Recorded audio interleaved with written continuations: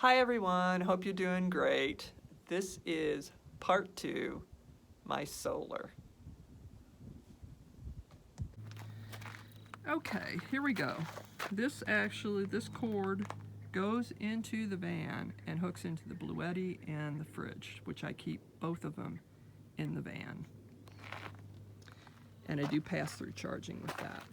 So this is a 100-watt Energy panel. And yeah, there's not much to it. You get the cords. I just added a 15-foot cord to this.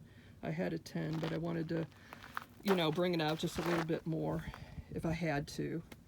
So now, yeah, this works pretty good. Now, okay, this is where the interesting story comes in. I've had these things out in that 50-mile-an-hour wind that ripped off the fan cover, and all that, and I had them kind of anchored down with rocks, and I've never had any issues. But 2 days ago, I had, and this is a panel too, just like the other two 100 watts here. So I normally don't have the third one out, but I did the other day because I had let the Bluetti get down too low and I wanted to charge it up real quick, so I just left it out. Probably a mistake. But anyway, what happened was, it was not a couple days ago. The wind was not bad. It was okay. And all of a sudden, out of nowhere, I was sitting over here on the picnic table, and this huge gust of wind came by and just tore all three of these panels off their moorings and into that prickly pears over there. And I jumped up and, oh my gosh, I was like, no! Well, what happened was, this one is fine. It's a little scratched up. I don't know whether you can see it. It has a crack here, but it was not harmed. I immediately checked and it's still getting 100 watts. Everything's fine. This one is hooked onto the trailer. It's okay. It got banged up along the edges a little bit, but it's okay. The problem runs, and let me point out that this is 50 watts here and this is 50 watts here, and they have a hinge, as you can see, that folds, and they go in these cases. Well, this one here looked okay. It was folded over like this. But what happened is the other side, and I can't show you because I have it in a safe place right now. The other side of this, the other 50 watts, was totally shattered. It's like in 1,000 pieces, yet it's still stuck together. So what I did, I'm not in any place I can throw this out. There's no big dumpsters here, so I just keep it. I taped it up. This is the other side I'm talking about. I taped a bag over this, and I have it inside the case, and this is where it's going to stay until I can take this off, get it unhinged, because the first thing I did was check this side of it, and this 50-watt panel is perfectly fine. So the only thing destroyed, completely, utterly destroyed, was the other panel on here. And like I said, it's safe in here. I don't want to mess with it because I did cut my hand. Yeah, it's not good. So that's the story on that. Boy, my heart just plummeted when those things took off across the gravel here.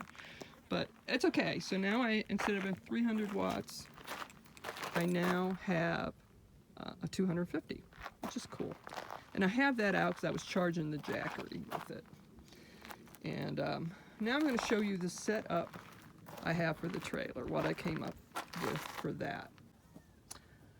Okay, this is what I have setup-wise. This is a toolbox, a plastic one I got real cheap at Walmart. My solar charge controller fits in there.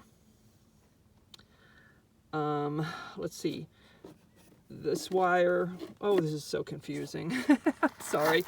These wires here go to a connector here and there. And this goes up to the battery. Okay, it's a 6-foot wire. I just got this. I had a 3-foot one on there, but I wanted a longer one where I could put it under the trailer if I had to. So these are called quick release or quick disconnect, and I'll show you that in a minute. On this side, same thing, except these two wires go down into another one on this side. Now you can really see how my mind works. There's a reason for all this, people. Hold on. And this just connects in. Also a quick disconnect, or whatever it's called, and it goes to the solar panel. So like I said, I wanted something that was mobile, that all I had to do was throw it in the box and throw it in the van. So that's what I've got. So let me show you what I do. If I can do this one-handed.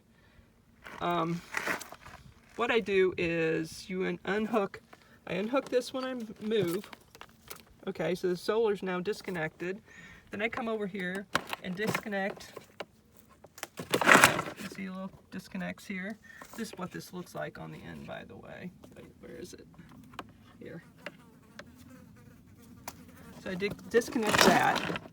I also take this battery one and I disconnect it from the battery. I don't know if I can do this one-handed or not. I can't. So anyway, I take this cord after I disconnect it from the battery and I just wrap it up and put it in this box. Okay. So now everything's disconnected. I just put that down, close the lid. Oh, sorry. I can't even see the screen here to see if I'm showing you this right because the sun is just blaring here. There you go. And then all I have to do is pick this up and put it in the van. That's what I came up with. And it works for me. And I haven't seen anybody else do that. Well, originally I thought, oh, I'll just put this and I'll just keep it in here and close the lid. And then my nephew-in-law told me you've got to have air. So I just set that up there like that. So yeah, so then when I plug back in, I just put that back in. Hold on. Okay. Okay, just put that back in. Then I take this one and, whoops, wrong way. Plug that back in for the solar, and that's it. And I think you can see the little lights flashing there. But anyway, there is a voltmeter for this, but it's got a kind of a cheesy little connector on it. So I don't use it. I just use what comes with the trailer.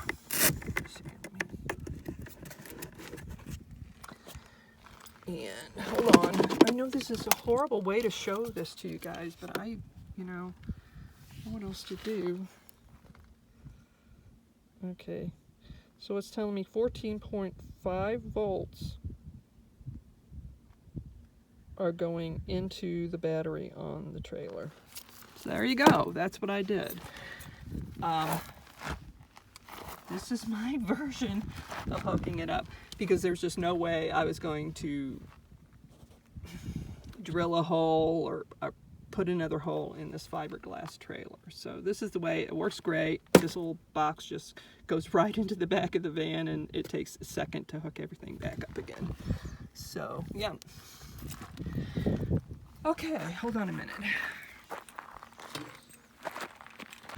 Okay, so there's two other things I wanted to tell you about these panels. Number one is they weigh about 20 pounds each. I'm building muscles. And I can leave these out all the time. I do not have to take them in at night. I don't have to take them in when it rains. So that's a big deal. That's one of the reasons I got them, because I had issues with the cloth ones. So these are extremely convenient. I only move every couple weeks or every week or couple weeks, so hauling them around is not a big deal. So, okay, let me get back over there into the shade. Okay, so that's the best I can do. I don't know how well this video is going to turn out because I couldn't even see out in the sun to see if I was pointing the camera right.